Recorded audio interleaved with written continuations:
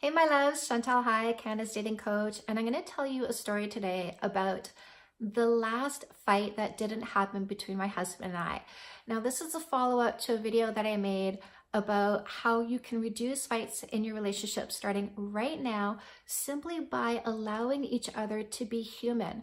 So by understanding that the moments that someone has where they seem maybe too sharp, too grumpy, they seem to lash out a little bit, doing what I call the vomit, really often has nothing to do with you. And if we can just let those moments slide and go past us without reacting to them, chances are they're just going to fizzle and die and just be lost in the ether, and you can continue having an amazing relationship.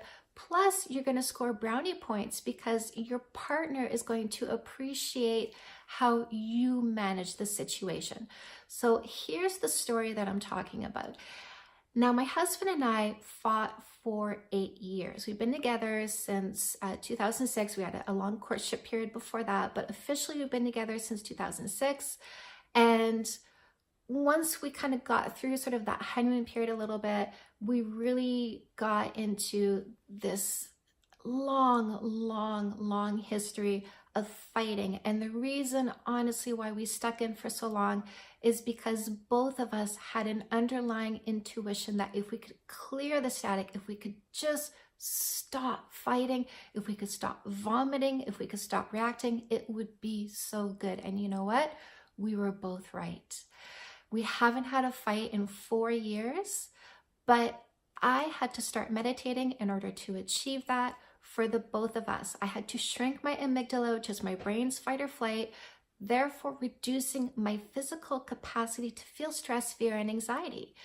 Now, I had been meditating for a while. I had stopped reacting to him for a while, at least verbally. You know, I wasn't as calm as I am today. Neither was he. So there was a lot of biting the tongue that was going on, especially on my part, because I had taken it upon myself to lead us into this fantastic relationship that I knew we could have.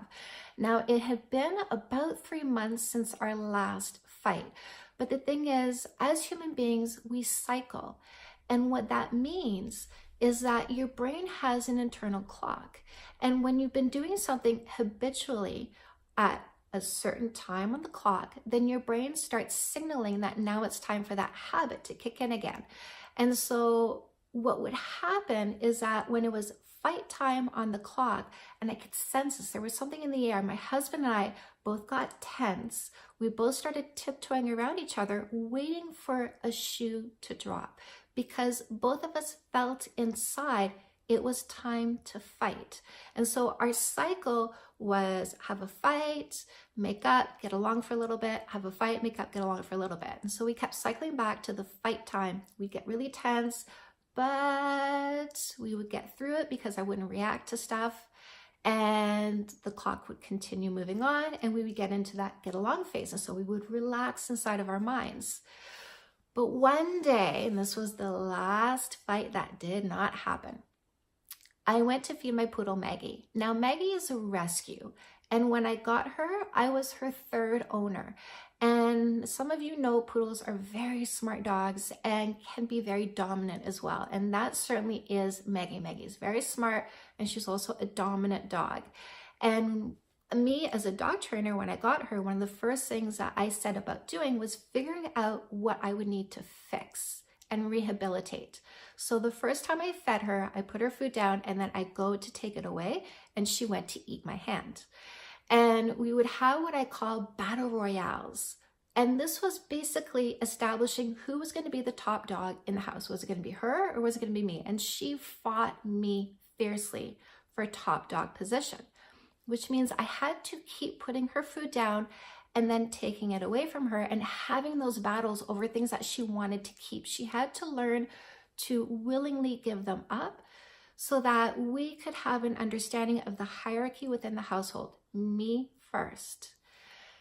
Now, my husband is not the dog trainer that I am, and so he does not perceive things the same way I do. He doesn't understand what dangers are sometimes when it comes to dogs. And so I put Maggie's food down, And my husband got down beside her and went nom, nom, nom, nom, nom, and pretended to eat from her bowl. And my red alert went on full blast. And I said forcefully, baby, don't do that. He jumped up from the floor, offended, because what he felt in that moment was that I didn't trust him.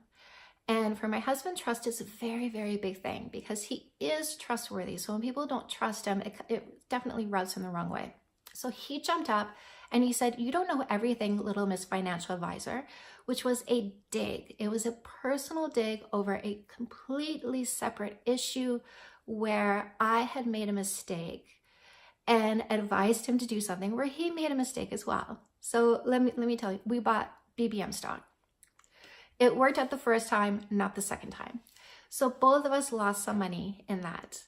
So when he said that, I had a whoosh, and that's what I call the eagle flash. That's when someone says something that disagrees with what's going on inside your head, and you just have this clash going on, and you feel that whoosh of anger inside you. And those are usually the moments, if you don't stop yourself, where you say something you wish you hadn't said, where you retaliate, where you fight back, where you react to someone having a vomit.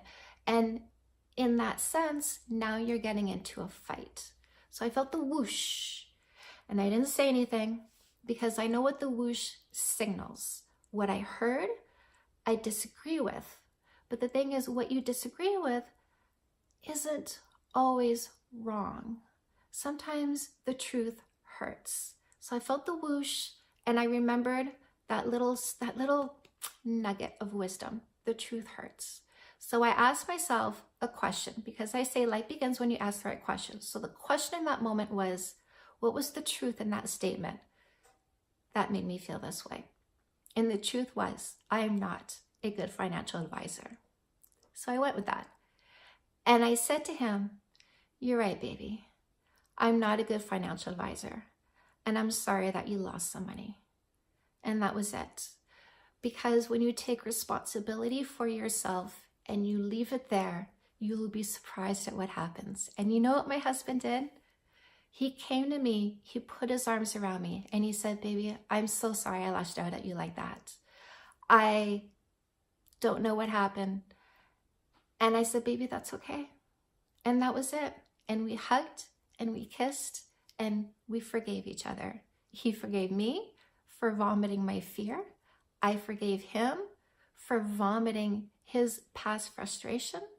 We let each other be human in that moment, and we made up like that. Now, I hope this will work for you. If you're not in the predicament that I was, but you know somebody who is, if you know somebody who needs to start fighting less, please share this video with them. And of course, for you and your friends and everybody you know, I have so much more free advice on my YouTube channel. I've got tons of videos that are locked and loaded, waiting to pop up for you. Free advice on my website, CandiceDatingCoach.com. You will also find free advice on my Facebook page. People, I'm everywhere. Come find me. And of course, you'll find all of my books on Amazon. I love you, and I will talk to you soon.